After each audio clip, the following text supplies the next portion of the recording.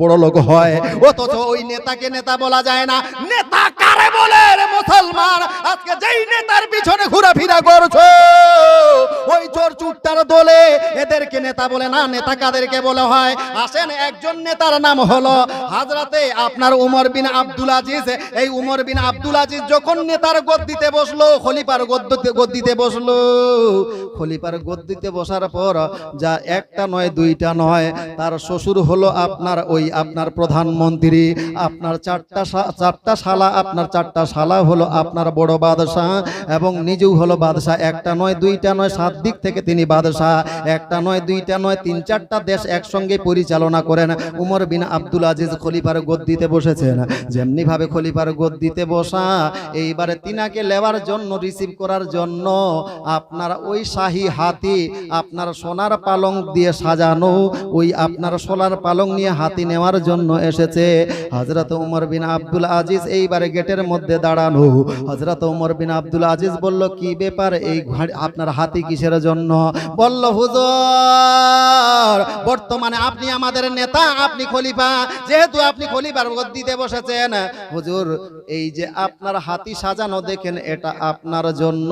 হযরত উমর বিন আব্দুল আজিজ বলতে লাগলো, না না না, আমি জনগণের পয়সা খরচ করি, আমি এই সোনার হাতি সাজানো, সোনা দিয়ে সাজানো এই হাতির উপরে চাপতে পারবো না। আমি উমর বিন আব্দুল আজিজ, আমার কাছে যেই ঘোড়াটা আছে বা খেচ্চরটা আছে, এই খেচ্চরটাই আমার জন্য যথেষ্ট। জোরে বলুন। জনগণের পয়সা খরচ করে এই হাতির উপরে আমি চাপতে পারবো, আমার যে খেচ্চরটা আছে না, এটাই যথেষ্ট, এটাই যথেষ্ট। হযরত উমর বিন আব্দুল আজিজ যখন দেশ পরিচালনা করতে লাগলো, একটা নয় দুইটা নয়, 3টা দেশের, আপনার 4টা দেশের বড় বড় আপনার বাদশা, রাষ্ট্রপতি, রাষ্ট্রনায়ক, সে খলিফার গদ্দিতে বসার পরে বলছে, আমি জনগণের পয়সা খরচ করে, জনগণের হক খরচ করে ওই হাতির উপরে সাওয়ার হতে পারবো। আর আমাদের দেশে যদি খালি একটা মানে এমএলএ খালি গাড়িতে যায়, দেখবেন পিছনে 10টা, সামনের দিকে খালি পু পা করে যাইছে। কার টাকা বাপের।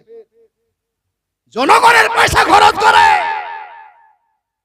অথচ হযরত উমর বিন আব্দুল আজিজ যখন নেতা হলেন, আপনার যাকাত এমন ভাবে পরিচালনা করলেন, ওই টাইমের লোকেরা বলছে আমাদের দেশ থেকে এমন দরিদ্রতা মোচন হলো, অন্যান্য দেশ থেকে চিঠি আসছে, হুজুর আমাদের বাইতুল মালে অনেক পয়সা জমা হয়ে গিয়েছে, এই বাইতুল মালের পয়সাগুলো কি করব? তো উমর বিন আব্দুল আজিজ চিঠি লিখছেন যে, এক কাজ করো, এই পয়সাগুলো গরিবের মধ্যে বিতরণ করে দাও। বলছে, হুজুর আপনি যে খলিফা, জবে থেকে খলিফার গদ্দিতে বসেছেন, আমাদের দেশে আর কোনো গরিব নাই। জোরে বলুন। বললো, গরিব নাই? আবার চিঠি পাঠাচ্ছেন, তাহলে যারা ভিখারি তাদেরকে দান করে দাও। জোরে বলুন। যারা ভিক চেয়ে বেড়াচ্ছে তাদেরকে দান করো। ওই দিক থেকে চিঠি আসছে, হুজুর আপনি জবে থেকে খলিফার গদ্দিতে বসেছেন, ওই নেতার গদ্দিতে বসেছেন, সেই দিন থেকে আমাদের দেশে কেউ ভিক চাওয়া কোনো ফকির নাই। জোরে বলুন। হুজুর বলেন, এই পয়সাগুলো কি করব? বাইতুল ফান্ডে যে পয়সাগুলো জমা হয়েছে এগুলো কি করব? হযরত উমর বিন আব্দুল আজিজ চিঠি লিখলেন, তাহলে এক কাজ করো, যাও ওইগুলো টাকা দিয়ে তোমাদের দেশে যেই সমস্ত যুবক ছেলে বিবাহের উপযুক্ত, ওই ছেলেদেরকে নগদ মোহরানা দিয়ে বিবাহ শাদী দিয়ে দাও। জোরে বলুন।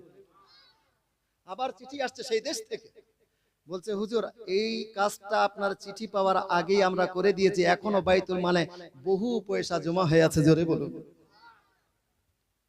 হযরত উমর বিন আব্দুল আজিজ থাকাকালীন দেশে ফকির, ভিক্ষা করনে वाला কেউ ছিল না, কেউ পয়সা লেনে वाला কেউ ছিল না। অথচ হযরত উমর বিন আব্দুল আজিজ ঈদের দিনে ওর স্ত্রী বলছে, স্বামী আমার, বাচ্চারা আজকে নতুন কাপড়ের জন্য বলছিল আমাকে, তারা কালকে ঈদ পড়বে, তো নতুন কাপড় নাই, তো বলছিল আব্বাকে একটু বলিও না, আব্বা যেন নতুন কাপড় এনে দেয়, আমরা বাদশার বেটি, কালকে ঈদ পড়বো, বেটা বেটি সবাই গরিবের ছেলেরা, আমাদের থেকে প্রজার ছেলেরা, তারা আপনার নতুন কাপড় পরবে আর আমরা পরবো না, তো আব্বারে বলিয়েন। হযরত উমর বিন আব্দুল আজিজকে যেমনি ভাবে বলা, উমর বিন আব্দুল আজিজ কাঁদতে কাঁদতে বলতে লাগছেন, স্ত্রী আমার কাছে তো পয়সা নাই, আমার কাছে তো পয়সা নাই, আমি কি করে নতুন পয়সা কি বলে নতুন কাপড় দিব আমার বাচ্চাদের? যাও, আমি কাপড় দিতে পারবো না, এক কাজ করো, তুমি পুরাতন কাপড়গুলোকে পরিষ্কার করে তাদেরকে আগামী ঈদের জন্য ওইগুলোকে তৈরি করো। তো স্ত্রী পরামর্শ দিচ্ছে, এক কাজ করেন না, আপনার কাছে যখন পয়সা নাই, তাহলে যেহেতু আপনি প্রধানমন্ত্রীর গদ্দিতে বসে আছেন, তো আপনার তো একটা মান্থলি স্যালারি আছে, আপনার তো একটা বেতন আছে নির্ধারিত, তো এক কাজ করেন, এই মাসের বেতনটা আপনি অ্যাডভান্স নিয়ে এলেন, সেই পয়সা দিয়ে আমার ছেলে মেয়েকে বাচ্চা নতুন কাপড় কিনে দেন। নেতা কিভাবে হতো শুনেন। হযরত ওমর বিন আব্দুল আজিজ বলল, হ্যাঁ স্ত্রী, এবার তুমি ভালো পরামর্শ দিয়েছো, এই পরামর্শ আমি গ্রহণ করলাম তোমার কাছে। হযরত ওমর বিন আব্দুল আজিজ এইবারে গিয়েছেন সেই আপনার কি বলছে ক্যাশিয়ারের কাছে। ক্যাশিয়ারকে বলছে, ভাই দেখো আমার বাড়িতে খুব অভাব, বাচ্চাদেরকে নতুন কাপড় কিনে দিতে পারি না, তো এক কাজ করো তো, তুমি আমাকে 1 মাসের বেতন অ্যাডভান্স দিয়ে দাও, 1 মাসের বেতন অ্যাডভান্স দাও, ওই পয়সা দিয়ে আমার বাচ্চাদের জন্য কাপড় কিনবো। মা, অন্তরের সহিত কথাগুলো শুনেন, অন্তর পরিষ্কার হবে, ঈমান তাজা হবে। ওয়াজ বহুদিন শুনেছেন, আজকে শুনেন। তো পয়সা নিয়ে এসছে ক্যাশিয়ার, নিয়ে এসে বলছে, হুজুর যদি বেয়াদবি না হয় তাহলে একটা কথা বলি, বলতাম না কিন্তু আপনি শিখিয়েছেন, আপনার আদর্শ দেখে শিখেছি, আপনি আমাকে শিখিয়েছেন।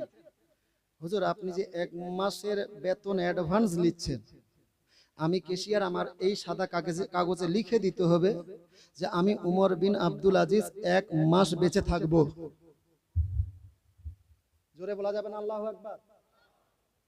আপনাকে লিখে দিতে হবে যে আমি 1 মাস বেঁচে থাকব। হুজুর আপনি 1 মাসের বেতন অ্যাডভান্স নেবেন, আর যদি 1 মাস না বাঁচেন? উমর বিন আব্দুল আজিজ সঙ্গে সঙ্গে মাথায় হাত দিয়ে বলছে, ক্যাশিয়ার আমার চক্ষুদয় খুলে দিয়েছো, খবরদার না, আমি উমর বিন আব্দুল আজিজ লিখিত দিতে পারবো না যে 1 মাস বাঁচবো কি বাঁচবো না, তোমাকে পয়সা দিতে হবে না, আমি 1 মাসের বেতন অ্যাডভান্স নিতে পারবো না। হযরত উমর বিন আব্দুল আজিজ মুলিন চেহারা নিয়ে বাড়িতে আসছেন, স্ত্রী বহু আশাবাদী, বাচ্চারা আশাবাদী যে এবার বাবা আপনার পয়সা আনতে গিয়েছে, আমরা নতুন কাপড় নিতে পারবো সেই পয়সা দিয়ে, আশাবাদী হয়ে আছে। যখন উমর বিন আব্দুল আজিজ এইভাবে মুলিন চেহারা নিয়ে এসছে, স্ত্রী বলল, কি হলো স্বামী আমার, কি হলো, টাকার ব্যবস্থা হয় না? হযরত উমর বিন আব্দুল আজিজ বলল, স্ত্রী আমার, ওই পুরাতন কাপড়গুলোকে পরিষ্কার করে আমার বাচ্চাদেরকে ওই পুরাতন কাপড়গুলো পরে ঈদ পড়তে বলো। জোরে বলে বলল, কেন? বলো না, আমি নতুন কাপড় আনতে পারলাম না, নতুন কাপড় আনতে পারলাম না, ঈদের দিনে ঈদের নামাজ পড়ছে সবাই নতুন নতুন কাপড়। উমর বিন আব্দুল আজিজের ছেলে পুরাতন ফাটা পুরানা কাপড় পরে নামাজ পড়ছে, বাদশার বেটা, নেতার বেটা, পুরাতন কাপড় পরে নামাজ পড়ছে। উমর বিন আব্দুল আজিজ তার ছেলেকে ডেকে বলছে, বেটা, এতগুলো মানুষের মধ্যে মনে হয় তোমাকে লজ্জা লাগছে যে আমি একটা প্রধানমন্ত্রীর বেটা হয়ে, বাদশার বেটা হয়ে আমার ছিঁড়া ফাটা কাপড়, আমার সৈন্যদের, আমার সিপাহীদের কাপড় তোমার থেকে উন্নত, তোমার মনে হয় দুঃখ হচ্ছে।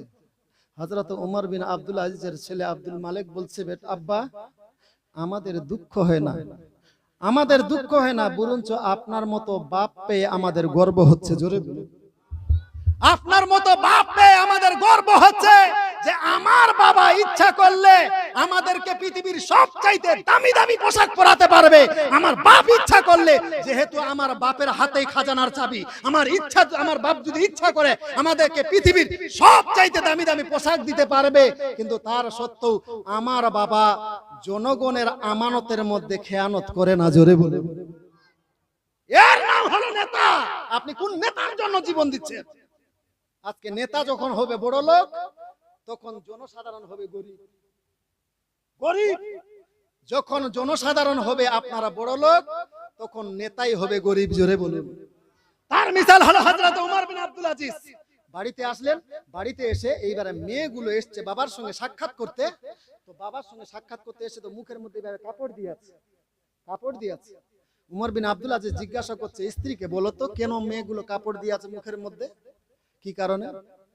হ্যাঁ পরদার আড়ালের মা হযরতে উমর বিন আব্দুল আজিজের স্ত্রী বলতে লাগলো, স্বামী আমার, আজকে ঈদের দিন সব বাড়িতে ভালো মন্দ খাবার ব্যবস্থা হয়েছে, সবাই বাড়িতে ভালো খাবার ব্যবস্থা করেছে। আমি হতভাগা মা আজকে ঈদের দিনে সেই রকম ভালো খাবার কিছু করতে পারে নাই, যার জন্য আপনার মেয়েরা খাবার ভালো না পেয়ে কাঁচা পেঁয়াজকে ওই পিষে সেই রুটি দিয়ে খেয়েছে। ওই কাঁচা পেঁয়াজ খাবার জন্য মুখের মধ্যে দুর্গন্ধ, এই দুর্গন্ধ থেকে আপনি যেন কষ্ট না পান, যার জন্য আপনার মেয়েরা আপনাকে দেখে এইভাবে মুখের মধ্যে কাপড় দিয়েছে। জোরে বলুন, চিন্তা করতে পারেন? একটা নয়, দুইটা নয়, চারটা বড় বড় মুলুকের বাদশা হযরত ওমর বিন আব্দুল আজিজ, তার মেয়েরা ঈদের দিনে কাঁচা পেঁয়াজ পিষে রুটির সঙ্গে খেয়ে যাচ্ছে। জোরে বলুন। মনে হয় এই আলোচনায় আপনারা রাগ করছেন নাকি ভাবছি? কষ্ট হয়েছে? আর কিছুক্ষণ বলবো না শেষ করে দিব? বলবো? কারা কারা শুনবেন একটু দিয়ে হাত উঠিয়ে বলেন ইয়া রাসূলুল্লাহ। মাশাআল্লাহ, খুব ভালো লাগলো, আপনাদের পরিবেশ খুব সুন্দর। আমি ভাবছিলাম হয়তো রাগ করছেন, তবে একটু প্রমাণ আরো দিতে হবে। যারা যারা হাত উঠিয়েছিলেন সবাই নিয়ে আসেন 500 টাকা। এইবারে মনে হয় ভুল হয়ে গেল, মনে হয় মৌলী সাহেব এটা কেমন কইলেন? আমি জানি এখানে 500 টাকা নয় 5000 টাকা পর্যন্ত দেনওয়ালা ব্যক্তি আছে, আপনার 10,000 টাকা দেনওয়ালা ব্যক্তি আছে। অবশ্যই আলোচনা করব, কাউকে কষ্ট দেবার জন্য আসে নাই বাবজি।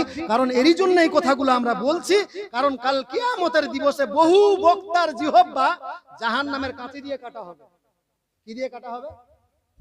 জাহান্নামের কাঁচি দিয়ে জিহ্বা কাটা হবে। শুধু গোলাবাজি যারা করেছে, আমার আল্লাহ বলবে এই বান্দা বলো, তোমাকে রাত 12টার সময় 10টা মানুষকে তোমার সামনে বসিয়ে দেবার ব্যবস্থা করেছিলাম। মানুষেরা সারা দিন ধরে হাড় ভাঙা পরিশ্রম করার পর শীতের দিনে একটু ভাবছিল যে আরাম করব, কিন্তু আরাম না করে সেই আরামের বিছানা ত্যাগ করে আমি আল্লাহ তাদেরকে তোমার সামনে বসিয়ে দিয়েছিলাম। তোমার সামনে বসিয়ে দিয়েছিলাম। বলো তুমি তাদেরকে কি হেদায়েত করেছিলে? কি হেদায়েত করিয়েছিলে? শুধু গলা বাজিয়েছিলে? যদি সেই দিন কোনো হেদায়েতের কথা না বলতে পারে, সেই সমস্ত বক্তাদের জিহ্বা জাহান্নামের কাঁচি দিয়ে কাটা হবে। এরই জন্য হেদায়েতের জন্য কয়েকটা কথা বললাম আবজি, রাগ করিয়েন না, আরো সামনের দিকে আলোচনা করব। তবে বলছিলাম মেহফিলের মধ্যে নাই কোনো বাবজি